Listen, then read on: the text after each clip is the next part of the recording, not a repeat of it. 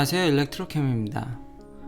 오늘은 이제 곧 있을 테슬라의 이제 어닝콜이 있죠.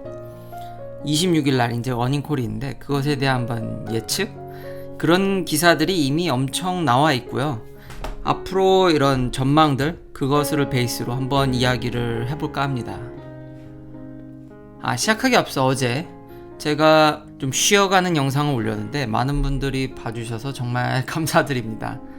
테슬라의 소식은 사실 끊이지 않습니다. 이렇게 어닝콜이라든지 AI 데이, 그러면서 이제 일론 머스크가 나올 때마다 어떤 말을 할지, 스페이스X에 대해서는 또 어떤 말을 할지.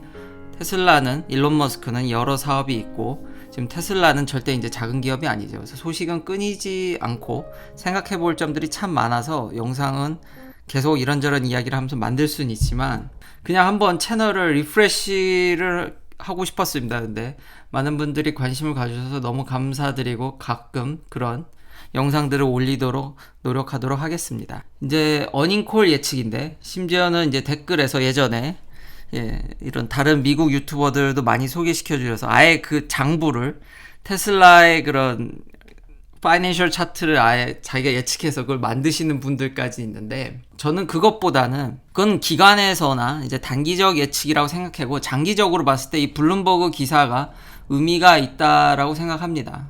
그리고 이 내일 주식이 오를지 내릴지는 신만이 알고 최근에는 이게 아마 테슬라의 어닝 이후로는 주식이 좀 하락하는 모습을 보였던 것이 최근 일입니다. 사실 보면 최근 일이고 여태까지 그런 흐름을 보면은 오를지 내릴지 모르고 정말 이제 이 폭이 크다라는 것쯤은 예상하실 수 있을 것 같습니다.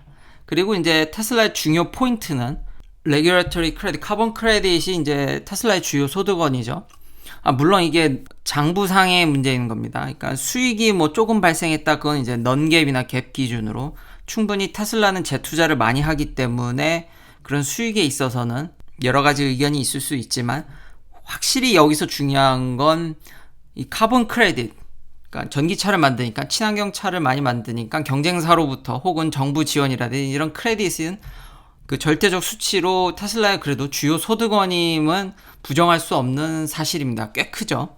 그래서 이 기사에서 뭐라 그러냐면, 그러니까 테슬라의 좀 비판적 시각을 보면 앞으로도 전기차에 있어서 우위를 점할 수 있냐, 계속 저의 비판적인 댓글, 계속 경쟁사들이 많이 나온다든지, 그래서 제가 현대라든지 이런 유럽의 판매량들을 제가 업데이트를 하는 거죠.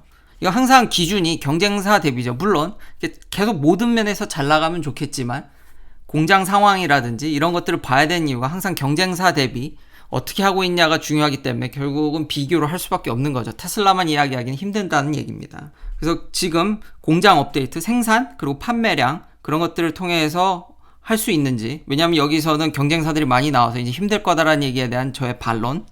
두 번째가 이런 크레딧이 앞으로도 유지될 수 있는지, 경쟁사들이 계속 전기차를 쏟아낼 건데 테슬라가 계속 이런 레귤레터리 크레딧을 꾸준히 가져갈 수 있냐, 그 두 가지가 비판이라고 할 수 있겠습니다. 물론 이 기사에는 뭐 단기적인 이야기들도 나오지만 늘 말씀드리지만 내일 주식이 오를지 내릴지는 신만이 아는 거고, 그런 단기적 예측보단 장기적으로 경쟁사들이 들어왔을 때 이런 레귤레터리 크레딧, 그리고 앞으로의 전기차 우위는 계속 가져갈 수 있냐, 크게 보면 그 두 가지라고 할 수 있겠습니다. 뭐 판매량은 제가 계속 업데이트를 했죠. 엄청나게 팔고 있습니다. 그러니까 물량만 부으면 테슬라는 그 시장을 완전히 석권을 하죠. 그 달에. 그렇기 때문에 수요는 이미 제가 부족하지 않다라는 점은 너무 많이 얘기해서 판매량이나 수요 예측보다는 그만큼 테슬라가 생산할 수 있냐, 그 블룸버그 기사에서도 그런 얘기가 나오거든요.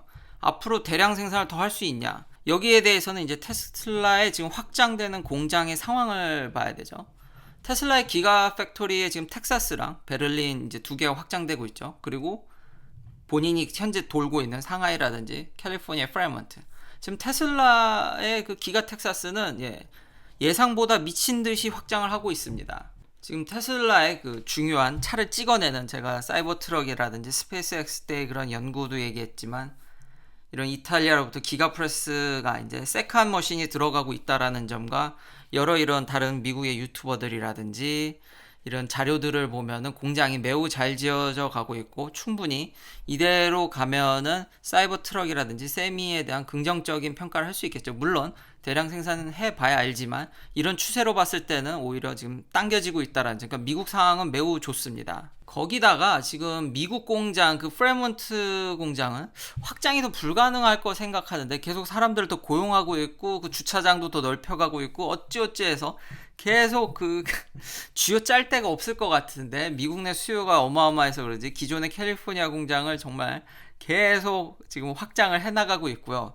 참 대단한 것 같은데 정말 쥐어 짜는 데는 선수인 것 같고, 그래서 이런 기사들 파킹랏이 더 확장되고 있고 지금 거의 부지가 없는데도 정말 남아 있는 공간을 정말 활용도를 최대한으로 끌어내는 테슬라의 모습을 볼 수 있고요. 중국에서도 그런 사고라든지 그런 시위 같은 문제들, 그런 계속 품질에 대한 뭐 이슈라든지 이런 것들이 있지만 당연히 모든 차는 완벽할 수 없고 그거는 이제 SNS 발달로 인해서 한두 건의 사건으로 인해서 우리가 이제 크게 받아들이는 거라고 생각이 되고요.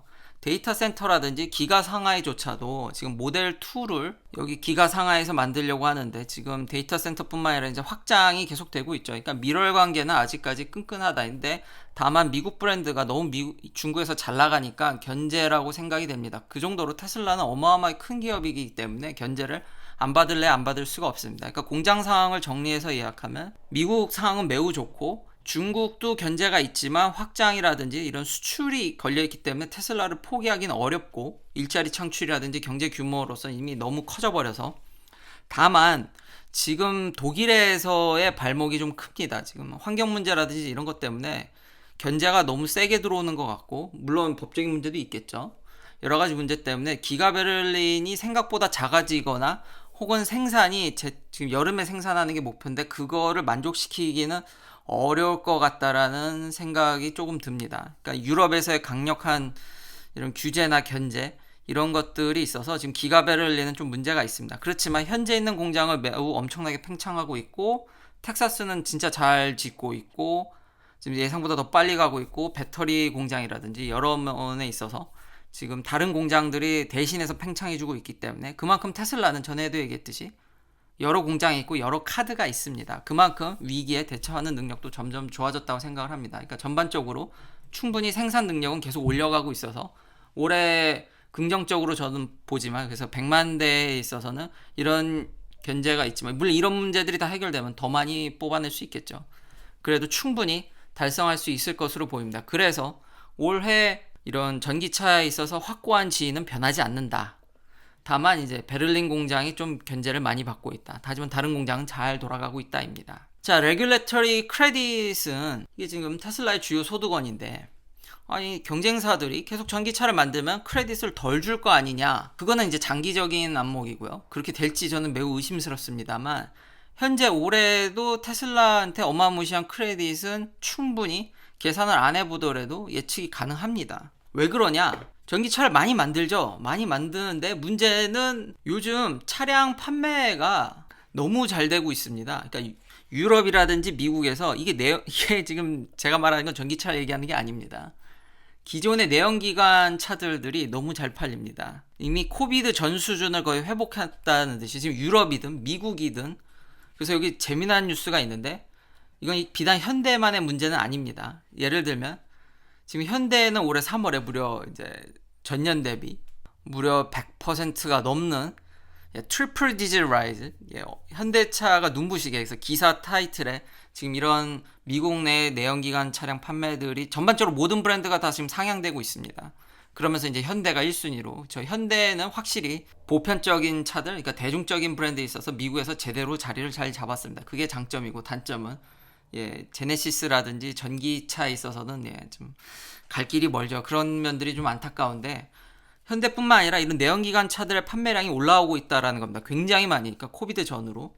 그런데 플러그인 차들, 이제 플러그인 하이브리드나 전기차, 심지어 플러그인 하이브리드는 그나마 좀 여기 보면 데이터가 좀 선전을 했지만 문제는 전기차입니다. 그리고 이미 한국에서 익히 많은 기사를 보셔서 아시다시피 아이오닉5의 생산 지연이라든지 지금 현대뿐만 아니라 많은 브랜드들이 이 상황에 직결해 있습니다.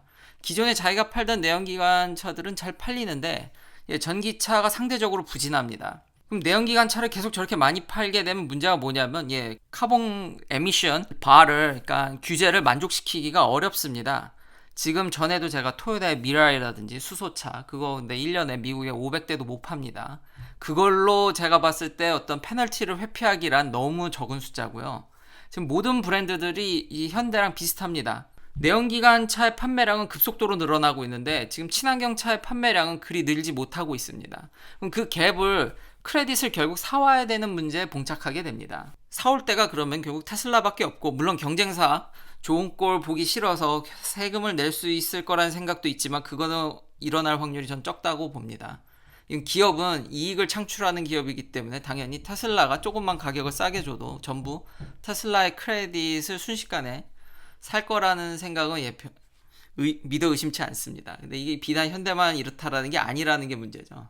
또 이런 기사들을 볼 수 있는데 뭐 프랑스 아까 유럽에서 이제 차량 판매대를 늘면서 프랑스에서 뭐 전기차 그래도 늘었다. 이거 다른 회사들이 좀 많이 파는 거 아니냐. 그치만 프랑스 이번 3월 판매량의 1등 공신은 테슬라입니다. 이렇듯 어떤 나라에서 친환경 차가 좀 판매량이 는다 싶으면은 거기 기여하는 바가 테슬라가 굉장히 큽니다.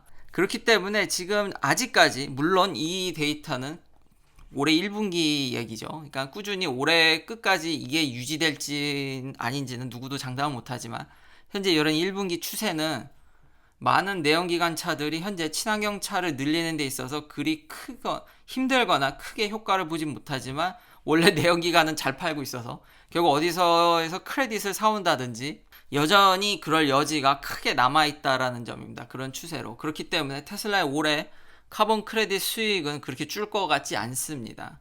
그렇기 때문에 전체적으로 봤을 때 생산량이나 이런 크레딧 상황을 봤을 때 테슬라의 이번 어닝콜은 굉장히 긍정적으로 기대된다. 이제 추가로 기술적인 면이라든지 AI 데이, 배터리라든지 그런 면들까지 더해진다라면은 여전히 폭발적 성장과 전망은 매우 좋다라고 생각이 됩니다. 마지막으로 이 오너로서 좀 소소한 팁 그리고 정말 제 리퍼럴 링크를 통해서 한국에 계신 분들이나 미국에 계신 분들이 이렇게 테슬라를 구매해 주셔서 정말 감사합니다. 한국에 계신 분들은 11만원 상당의 크레딧을 받습니다. 뭐 액세서리라든지 뭐 술이라든지 다음 차를 구매한다든지 한국에서는 11만원 상당의 이렇게 아주 거의 현찰에 가까운 밸류를 주지만 미국에서는 이 1000마일 슈퍼차저를 줍니다. 너무 감사드리는데 문제는 이게 1000년만년 가는 건 아니죠. 일정 시간이 지나면은 없어집니다. 엑스파이어 되는데 그래서 요즘은 주시는 슈퍼차저 너무 감사하게도 해서 자주 쓰려고 노력하고 여행도 이제 좀 가볼까 이제 백신이나 여러 상황이 나아진다면 로드트립을 할까 좀 생각 중인데 이게 제가 요즘 최근에 자주 쓰면서 느낀 점이 뭐냐면 분명히 제 차에는 한 200마일 뭐 이렇게 충전이 됐는데 어카운트에는 200마일이 차감이 안 됐다라는 겁니다. 실제 차감된 양은 훨씬 그보다 적습니다. 그래서 이게 왜 이러지 하고 봤더니 예전에 이런 기사들을 찾을 수가 있더라고요. 어떤 기사냐면은 킬로와트당 2.5마일로 계산한다는 겁니다. 그러니까 실제 1000마일을 슈퍼차저로 이렇게 제가 충전된 그 마일을 계산해서 차감하는 게 아니라 실제 계산법은 그냥 400kWh를 주는 거죠. 그러다 보니까 좀 더 효율적으로 운전을 하게 되고 전비를 좀 더 높게 쓴다라면 사실상 1000마일 이상 가는 겁니다. 그러니까 모델 3나 모델 Y의 또 이제 업데이트를 통해서 요즘 최근에 전비가 계속 또 올라갔죠. 그러다 보니까 체감상 1000마일 이상 준 것 같은 미국에 계신 분들은 좀 알면은 좀 좋은 소식일 것 같아서 오늘로서의 이런 팁을 하나 또 전달해 드렸습니다. 긴 영상 시청해 주셔서 감사합니다. 내일도 테슬라 관련 이야기들로 찾아뵙겠습니다.